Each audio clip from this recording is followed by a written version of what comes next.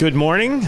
On Saturday morning, we're back at the AAPOR Conference in New Orleans with Brian McCabe, who is a doctoral candidate in sociology at NYU, who, along with his co-author, who is Jennifer Herwig, who's off camera, are the winners of the annual Student Paper Award, the Seymour Sudman Student Paper Award that AAPOR offers, or awards, early Saturday morning.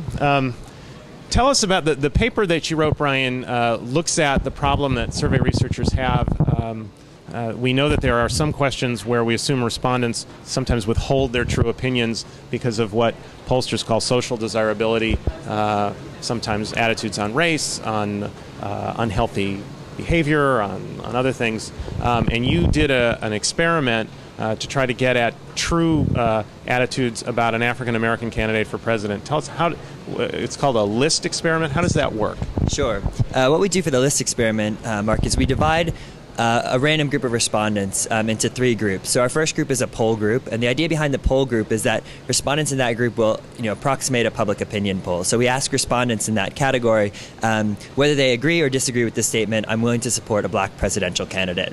So we ask them that question, and we get an estimate of what we call overt support, so expressed support like you would find in a public opinion poll. In the other two groups, we divide one into what we call the control group, and the second into the treatment group. In the control group, we give respondents a list of three statements. So the statements used in our research were, I believe the United States should have stronger immigration laws. I believe presidential campaigns are too costly. And I think the war in Iraq is good for the economy. So what we do is we give them three statements, and we ask them how many they agree with, but we ask them not to tell us which ones. So the idea behind this methodology is that respondents can conceal any undesirable answers. So let's say you responded to me and you said, "I agree with two of those three statements." Well, as a researcher, I would never know which two of those three you agree with. So that's our control group. In the treatment group, we give respondents the same three statements, and then we add the fourth statement about the black presidential candidate. So those respondents get four statements. Again, they're asked to tell us how many they agree with, but not which one. And again, so they can conceal any undesirable answers in there by saying, "I agree with two," or "I agree with three."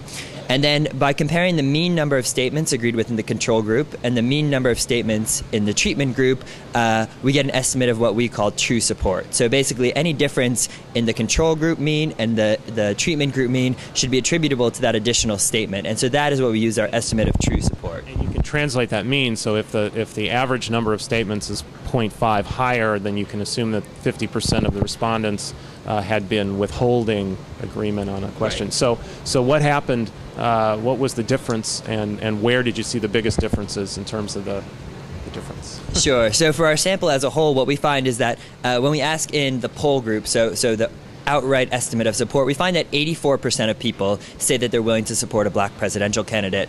When we compare the treatment and the control group to get our estimate of true support, we find that level is about 70%. So about 14% of respondents we find are misrepresenting their views, are expressing a socially desirable answer, saying they would vote for a black presidential candidate when in fact they wouldn't. Let's do this quickly. Where was the gap biggest? Where was both the overt and hidden response? Where did it tend to be lowest? Sure. I would say that the most interesting result that we found was for education, so looking at respondents with different levels of education. And we found that as we thought, respondents with high levels of education have the highest expressed support and the highest levels of true support.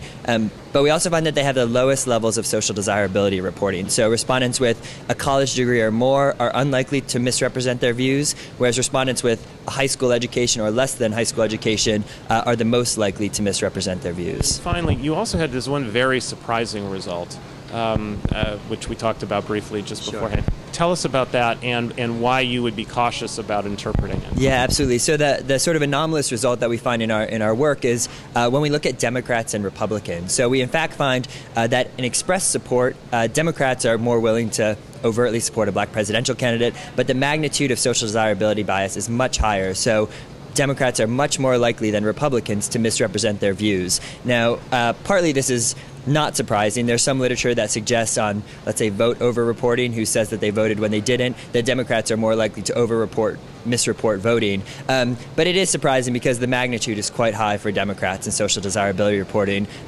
One possibility that Jen and I have looked at to explain this is what we, of course, refer to as the Obama effect. So it's possible that if respondents in the treatment group read that statement about a black presidential candidate as specifically referring to Barack Obama because it was in the context of these other statements, whereas respondents in the poll group just read it as a generic black presidential candidate as it was intended, then that would inflate the estimate of social desirability bias. Well, thank you, Brian. This is a really difficult paper to try to explain in a 4-minute segment, and you've done a great job at it. Great. Thank you very much. Thank you very much. We'll have another interview soon. Thanks.